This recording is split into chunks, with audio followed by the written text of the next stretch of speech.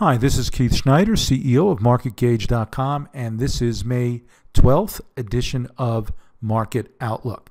So the first thing we're going to cover is taking a look at the key market indices, and there's been some definite improvement in the market, and let's take a look at what that is. So first of all, I want to highlight that the phases have shifted.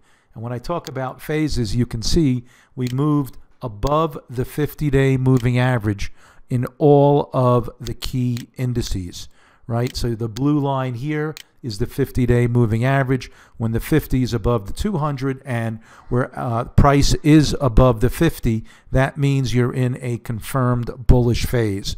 Now, as you also know, I have been pretty bullish on IWM, and that is basically sitting on all-time highs. Net, I'm looking at IWM as the new potential leader. And this looks really poised here to break out in a meaningful way to the upside. Now, a couple of other things to note. In terms of momentum, you can see down here in terms of our real motion indicators that IWM is now trading in a position where both the 200-day real motion indicator and the 50-day is been penetrated to the upside. So from a momentum standpoint, IWM is definitely the strongest. Now, in terms of taking a look at just how the other indices are setting up, you can see we're starting to get hit resistance levels across the board. So we're not clearly above the 200-day of real motion, although we have bounced, of course, off of the key 200-day moving averages, which is our baseline for our real motion indicators. So in essence, price action looking really strong, led by IWM. Second in that place here is the Qs. But with the IWM with an inside day pattern, this is setting up for potentially explosive move to the upside. And of course, a failure here of the 2-day pattern, the lows on Thursday, could mean a failure here across the board as well. So I would be watching IWM. You've also got an inside day in the NASDAQ 100, but again, we're not nearly attacking the all-time highs in the NASDAQ 100. So the leader here, IWM, basically sitting at all-time highs, needs to be watched. So moving to the weekly charts, everything looking pretty much nicely in gear.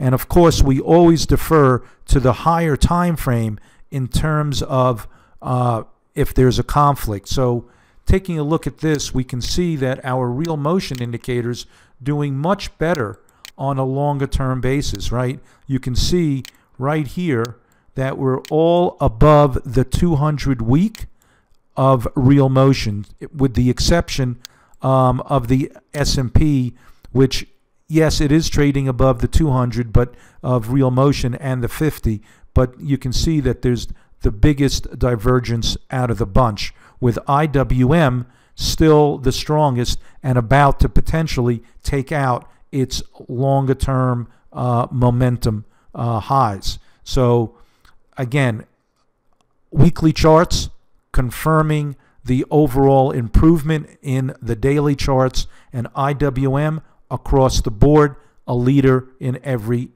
category. The next thing I want to highlight is the ratio between the S&P and utilities. This is an excellent risk-on, risk-off indicator.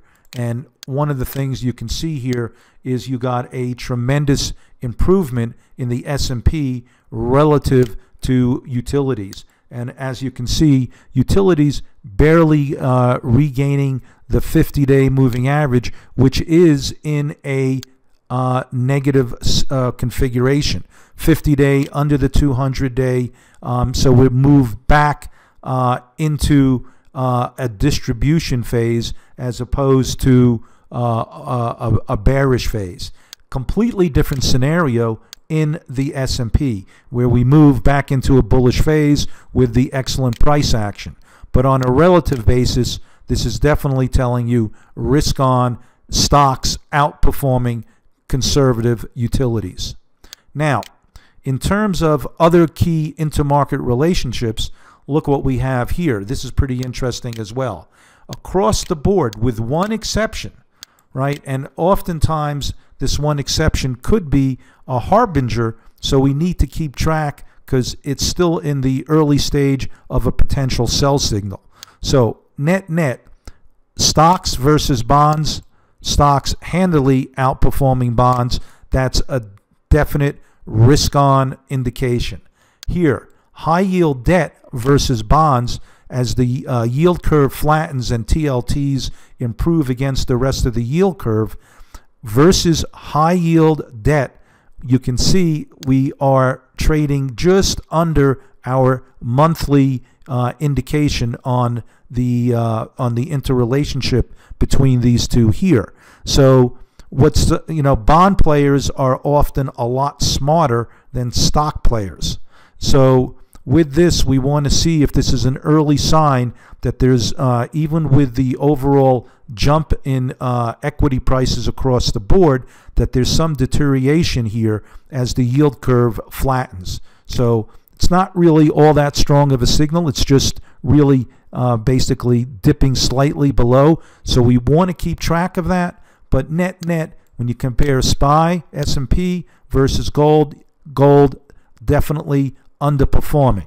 Now, in terms of inflationary expectations, again, wood outperforming gold. So even with all the anxiety throughout the world, net stocks are doing better. This risk-on, risk-off indicator is showing still inflationary pressures as opposed to global tensions is the major factor at the moment. So 4 out of our 5 key intermarket relationships remain strongly bullish. Another big improvement is the situation in volume. Last week I was concerned about volume. There was no real institutional accumulation, and you can see over the last couple of weeks, and really punctuated or highlighted this week by the market, is the number of accumulation days. Now, we said that we liked IWM on a price performance basis, and that is confirming. We've got 3 accumulation days versus only 1 distribution day. So clearly there's some really good buying driving the move in IWM, the small cap stocks, relative to others. And again, S&P is under the most pressure. Net, we're sort of in a neutral zone in terms of volume accumulation. However, definitely moved overall to a positive in IWM. And from last week and the last several weeks, this is a significant improvement.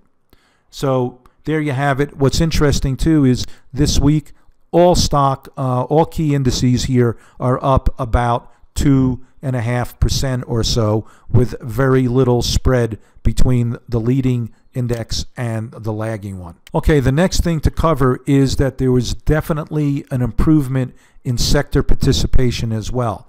So one of the things that we like to highlight, or at least focus on, is looking at the number of sectors that are positive return over the last 6 months.